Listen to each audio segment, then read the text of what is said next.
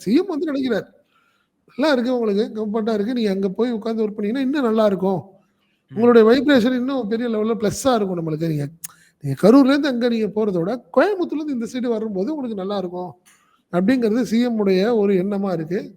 But இது சம்பந்தமா செந்தில் பாலாஜி அவர்களிடம் பேசினாரா? அப்படிங்கிறது கேள்விக்குறி. ஆனா அறிவாலயத்தில் இப்படி ஒரு தகவல் இருக்கு. அப்படின்னு திமுக சீனியர்கள் சொல்றாங்க. போறதுக்கான வாய்ப்புகள் அதிகம். அப்படி அப்படின்னா கரூர்ல யார்? அதெல்லாம் நெறைய கேள்விகள் இருக்கு. ம். சாதாரணமாலாம் பண்ண முடியாது. புரியுதுங்களா? ஏன்னா அவரு அந்த தொகுதி இருக்கு. அவருக்கு ஆண்டாண்டு காலமா அவருக்கு நேசித்த மக்கள் அவங்க. கரூர். அது அதான் சொல்லுவார். நான் கஷ்ட காலத்திலேயே என்னோட இருந்தவங்க அவங்க அப்படின்னு சொன்னவர் அவர். திருமலை சொல்றார். கரூர்ல என்னைய வந்து நான் சாதாரணமா இருந்தது என்னைய வந்து நேசித்து என்னைய ஒரு உச்சாணி கும்பத்துக்கு கொண்டு போனவங்க அவங்க.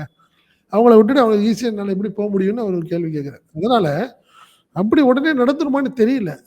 பட் ஆனால் திமுக அந்த ஸ்ட்ராட்டஜிய ரெடி பண்ணுது. என்னங்கிறது இனிமே இன்னொரு 10 நாள் கழிச்சதுக்கு அப்புறம் தான் தெரியும் அது. விஜய் கிழக்கு வந்து திருச்சியில வந்து நிக்க போறாருன்னு சொன்னா, யார் கேண்டிடேட்டு? தைரியமா யாராவது ஒருத்தர் எந்திரிச்சு சொல்லணும். நான் நிக்கிறேங்க அவர எதிர்த்துன்னு சொல்லணும். நீ அப்படிப்பட்ட ஒரு சூழ்நிலையா இருக்கும். நீங்க விஜய் வந்து நிக்கட்டும், கரூர்ல வந்து நிக்கட்டுமேங்கிறேன் நானு. நின்னு பார்க்கட்டும். செந்தில் பாலாஜி நிப்பார். தைரியமா நான் நிக்கிறேங்கன்னு சொல்லுவார். ஃபேஸ் பண்ணுவாரு. அதுதான் கரெக்ட்டா இருக்கும்ன்றேன் நானு. நீ அந்த ஒரு சூழ்நிலைய தான் விரும்புறார் சிஎம். பரவால்ல. பெரிய பெரிய ஆட்கள் சீனியர்ன்னு சொல்லிட்டு இருக்கவங்கள்ட்ட இல்லாம, செந்தில் பாலாஜில அந்த ஒரு பெரிய குணம் இருக்கு. அவ தான் பயன்படுத்தணும்னு நினைக்கிறது திமுக.